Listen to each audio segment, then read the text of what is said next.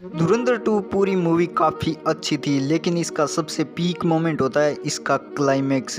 And ये कोई coincidence नहीं था, बहुत ही सोच समझ कर इसको बनाया गया है इस तरीके से।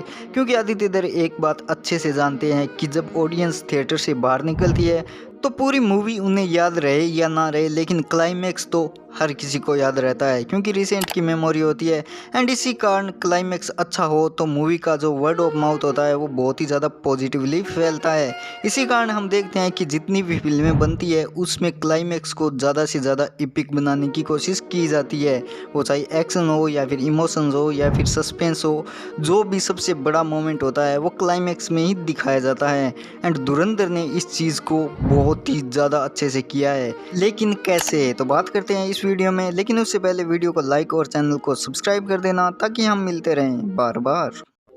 अगर हम इस मूवी की कहानी को देखें तो ये चेस के गेम की तरह प्रोग्रेस करती है, जिसमें बड़े साहब एंड अजय सानियल किंग की तरह है। क्योंकि चेस के गेम में किंग सबसे कम मूव करता है लेकिन बहुत ज़्यादा इंपॉर्टेंट करेक्टर होता है। एंड अजय सानियल एंड बड़े साहब का करेक्टर कुछ ऐसे ही है। एंड बाकी जितने भी करेक्टर है वो प्यादों की तरह है। चेस के गेम में प्यादे बहुत ज़्यादा एक्टिव होते हैं, सबसे ज़्यादा यूज होता है उनका। एंड जैसे जैसे स्टोरी आगे बढ़ती है दोनों साइड से ही अलग अलग चालें चली जाती है, लेकिन एक एक कर बड़े साहब के जो प्यादे होते हैं वो मारे जा रहे हैं। पहले रहमान डकैत एंड उसके बाद एक एक कर अननोन मैन उन सभी को मार देता है जिन्होंने भारत पर हमला किया था। फिर एसपी असलम भी मारा जाता है, उजेर बलोच को फंसा दिया जाता है। एंड अंत में बचता है मेजर इकबाल और हमजा, जिनके बीच फाइनल फाइट होनी है। लेकिन तुम ध्यान दो कि इस फाइनल फाइट से पहले मेजर इकबाल एंड हमजा दोनों ही डायरेक्टली किसी फाइट में बहुत ज़्यादा इन्वॉल्व नहीं हुए थे। वो बस अपने अलग अलग प्यादों का यूज़ कर रहे थे एंड उसी से पूरी कहानी प्रोग्रेस हो रही थी। लेकिन क्लाइमैक्स में हमें हमजा एंड मेजर इकबाल की फ़ाइट दिखाई जाती है, जिसमें कि पहली बार हमें दोनों करेक्टर का फुल पोटेंशियल नज़र आता है कि दोनों कितने ज़्यादा पावरफुल हैं एंड कितने ज़्यादा डेंजरस है। हमजा को फंसाने के लिए मेजर इकबाल पूरी प्लानिंग कर लेता है, वो जो मस्जिद वाला पूरा उसका सीन होता है या फिर कहूँ तो उसका अड्डा होता है।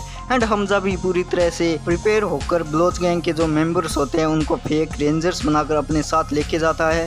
एंड उनके बीच जो फाइट होती है फाइनल वाली, वो पूरी धुरंधर मूवी या फिर सीरीज़ का सबसे बेस्ट एक्शन वाला पार्ट होता है, यानी कि हमें सबसे बेस्ट एक्शन क्लाइमैक्स में ही देखने को मिलता है। एंड इस एक्शन सीन के बाद जो होता है वो है आदित्य दर की स्मार्ट डायरेक्टिंग। क्योंकि यहाँ पर कोई और डायरेक्टर होता ऑर्डिनरी तो वो कोशिश करता कि मूवी 4 घंटे की चली गई है तो जितना हो सके इसे काटा जाए। और क्योंकि मेजर इकबाल का मरना एक अच्छी एंडिंग है, तुम्हें पता ही है जितनी भी हम फिल्में देखते हैं उसके अंदर ऐसा ही होता है, हीरो ने विलन को मार दिया उसके बाद कहानी ख़त्म, फिल्म ख़त्म एंड ऐसे ही एंड की जाती है। अब क्योंकि धुरंधर 4 घंटे की चली गई है तो यहाँ पर तो पक्का कोई भी डायरेक्टर होता तो वो ये फाइनल वाला सीन काट ही देता। लेकिन आदित्य धर क्योंकि बहुत ही स्मार्ट डायरेक्टर है ये तो हम मान चुके हैं, इसलिए उसने टाइम की परवाह नहीं की एंड आगे के सीन भी रखे। एंड इसके बाद हम देखते हैं कि जो हमजा है वो पकड़ा जाता है, आईएसआई ने उसे पकड़ लिया होता है लेकिन अजय सानियाल उसे बचा लेते हैं।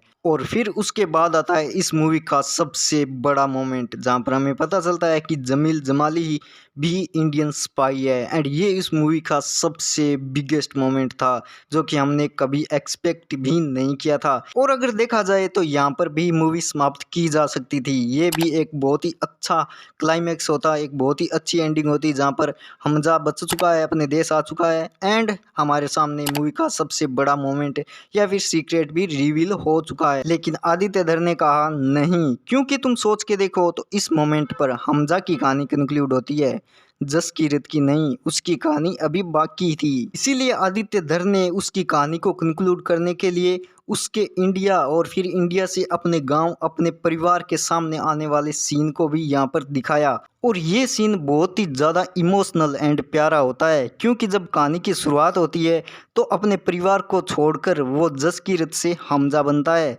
एंड अब वो पाकिस्तान से वापस आया है, हमजा से जसकीरत बना है, तब भी उसे अपना बीवी और बच्चा छोड़ना पड़ा है, यानी कि दोनों ही केस में उसे सेक्रीफाइस करने पड़े। और सबसे बड़ी सैड बात यह है कि उसके पास दो दो फैमिली है, एक पाकिस्तान में एक इंडिया में, लेकिन वो किसी के साथ नहीं रह सकता क्योंकि पाकिस्तान जाएगा तो वहाँ पर मारा जाएगा एंड इंडिया में तो उसे ऑलरेडी डेड डिक्लेयर कर दिया गया था, जिसके कारण ही उसकी माँ को पेंशन मिल रही थी, यानी कि वो दो दो परिवार होते हुए भी अकेला ही रहेगा। इसके अलावा तुम देखो तो उसकी कहानी की शुरुआत उसके परिवार से ही हुई थी एंड मूवी की एंडिंग भी उसके परिवार के साथ ही होती है, जिसके कारण ये एक कंप्लीट सर्कल बनता हुआ दिखाई देता है, मानो जैसे जहाँ से कहानी शुरू हुई थी वहीं पर आके रुक गई। एक बहुत ही प्यारा क्लाइमैक्स नजर आता है हमें इस फिल्म में। तो तुमने अगर धुरंधर देख लिया है तो कैसी लगी कमेंट में जरूर बताना एंड वीडियो पसंद आया तो लाइक एंड चैनल को सब्सक्राइब भी जरूर कर देना ताकि हम मिलते रहें बार बार।